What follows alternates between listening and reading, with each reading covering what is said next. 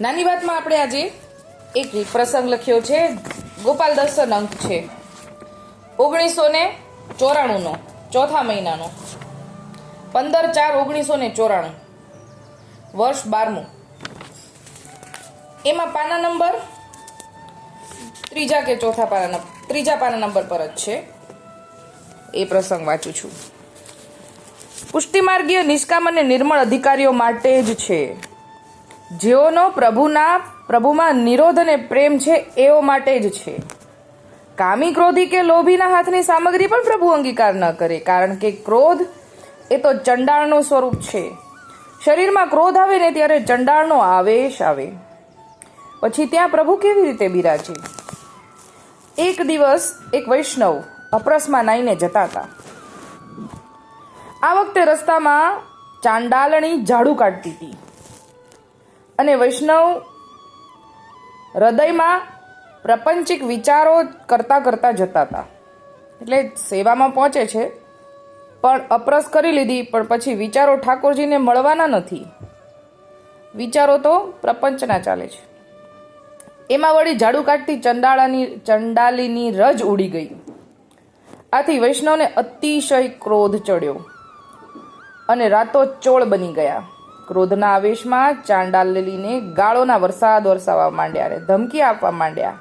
તે ચાંડાલની કાંઈ પણ બોલતા ન હતા, સાંભળતા. અને થોડી વારમાં એ ચાંડાલણી એ વૈષ્ણવની લાજ કાઢીને દૂર જઈને ઊભી સાંભળવા લાગી અને મૂંગી બનીને સાંભળી રહી છે. તો પણ તે વૈષ્ણવ શાંત ન થતા વિશેષ ક્રોધાવેશમાં આવી ગયા અને કહેવા લાગ્યા કે ખબર નથી પડતી, ધૂળ ઉડાડી અને મને અપવિત્ર કર્યો.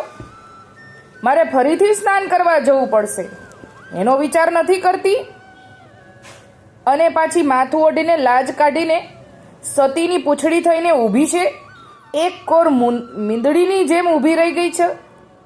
કેવી નિર્લજ અને લુચ્ચી છે, ગમાર છે. જરાય સમજણ નથી પડતી કે વૈષ્ણવ સેવામાં જઈ રહ્યા છે તો ધૂળ ન ઉડાડે. એવા મુજબના અનેક અપશબ્દોના વરસાદ વરસાવા લાગ્યા. આટલું થાય છે છતાંય ચાંડાલની શાંત જ રહી અને નમ્રતાથી કહેવા લાગી, અરે ગુરુ મહારાજ, પાય લાગીએ.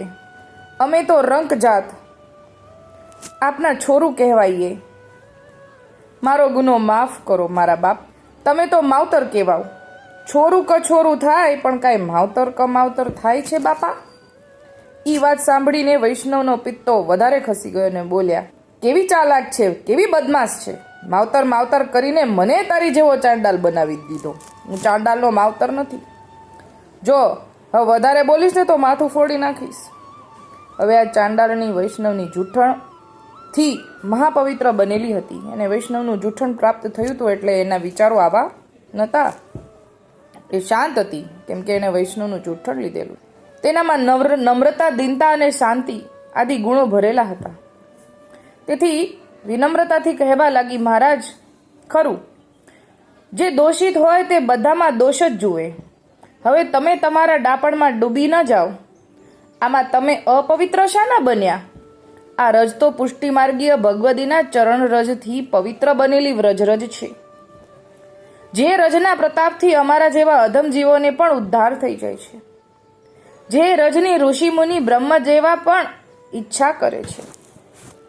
એ મહાન પવિત્ર રજથી તમો અપવિત્ર કેવી રીતે થયા? ખરેખર પવિત્ર થઈ ગયા છો. મહારાજ, વિચાર કરો, સત્ય વસ્તુને ઓળખો. અમે તો અધમ જીવ છીએ, છતાંય એટલું તમારી જેવા ભગવદીની કૃપાથી સમજીએ છીએ. આપ તો દરેક રીતે ઉત્તમ છો. તમારી જેવાની જ્યારે એવી મતિ થશે ત્યારે અમારા જેવાનું તો શું ગજું? એટલે કે તમે જેવા વૈષ્ણવ સ્વાંગ ધારણ કરીને સેવા કરવા જઈ રહ્યા છો અને તમારી આવી બુદ્ધિ થાય તો અમારા જેવા તો ચાંડળ છીએ, અમે શું કરશું? અમારું શું ગજું? મહારાજ, 3 લોકમાં કોઈ એવી વસ્તુ નથી કે જેને આ રજની ઉપમા આપી શકીએ. પણ મહારાજ, આપને ક્રોધ ચડ્યો એનાથી જ તમે પહેલાથી અપવિત્ર બની ગયા. વળી ક્રોધ તે તો ચાંડાળનું પણ ચાંડાળ છે અને ચાંડાળ તો મારા સસરાજી આપના શરીરમાં પધાર્યા માટે મેં લાજ કાઢી. મારા સસરાની રાજ તો મારે કાઢવી જોવે. તમારી અંદર ચાંડાળનો આવેશ આવ્યો અને મારું સાસરું પણ ચાંડાળનું છે. અમે તો ચાંડાળ જ છીએ, પણ આ ભગવતીના જૂઠણને કારણે અમારું ચાંડાળપણું અમે અધમને પણ ભગવાને ઉદ્ધાર કર્યો. પણ તમારા શરીરમાં તો અમારા સસરાજી ચાંડાળપણું આવ્યું એટલે લાજ કાઢી. તેથી લજ્જા રાખીને એક બાજુ ઊભી રહી. તે પહેલાં મારા સસરાજી આપના શરીરમાં નહોતા પધાર્યા, એથી લજ્જા નહોતી રાખી. માટે મહારાજ, હવે આપ અપવિત્ર બની ગયા છો. હવે તમારે સ્નાન કરવા જવું પડશે. અપરસ તો હવે તમારી છોવાઈ ગઈ છે ચાંડાળપણાથી, વ્રજની રજથી નહીં, ભગવતીના ચરણની રજથી નહીં. એ સાંભળીને વૈષ્ણવ પોતાની ભૂલ સમજી ગયા અને તે ચાંડાલીની માફી માંગી. ધર્મના સત્ય તત્વને સમજીને તેની પ્રશંસા કરવા લાગ્યા. પોતાની મૂર્ખાઈનો અફસોસ કરતા ફરીથી નાહવા ચાલ્યા. મતલબ કે સાચું હોય તે સર્વમાંથી સાર જ શોધે. એવા ભગવતીના સંગ સિવાય સત્ય વસ્તુ સમજવી મુશ્કેલ છે. વૈષ્ણવોએ સદાય નિર્મળ વૃત્તિથી જ રહેવું જોઈએ. જ્યારે જ્યારે ક્રોધ ચડે ત્યારે આ સિદ્ધાંત સ્મરણમાં લાવવા. પુષ્ટિ દ્રઢાવમાં પણ કહ્યું છે કે ક્રોધ ચડે ત્યારે વૈષ્ણવે સ્નાન કરવું જોઈએ, કારણ કે તે તો ચાંડાળ છે. ચાંડાળનો સ્પર્શ થવાથી નાહવું જ જોઈએ. તો શરીરમાં આવેશ આવે તો કેમ નાહવું નહીં? એટલે કે બહારથી જો છોવાય, ચાંડાળનો સ્પર્શ બહારથી થઈ જાય તો નાહવું પડે. આ તો અંદર આવી ગયો, બહાર બાહ્ય સ્પર્શ નથી થયો. આ તો ચાંડાળે અંદર સ્પર્શ કરી દીધો, પછી નાહવું તો કેમ ન જોઈએ?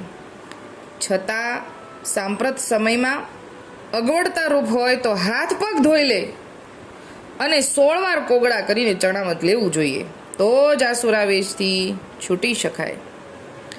ઉપર કહ્યા મુજબ કામી, ક્રોધી કે લોભીની જેવા ની સેવા કે સામગ્રી કશું જ ઠાકોરજી અંગીકાર કરતા નથી. તે માણસ ભગવદીયપણાનો ડોળ કરતો હોય છતાં તેને ઢોંગી સમજવો અને તેવાનો સંગ કરનારને પણ તેવો જ સમજવો, એવું ઠાકોરજી વચનામૃતમાં પણ આજ્ઞા કરે છે.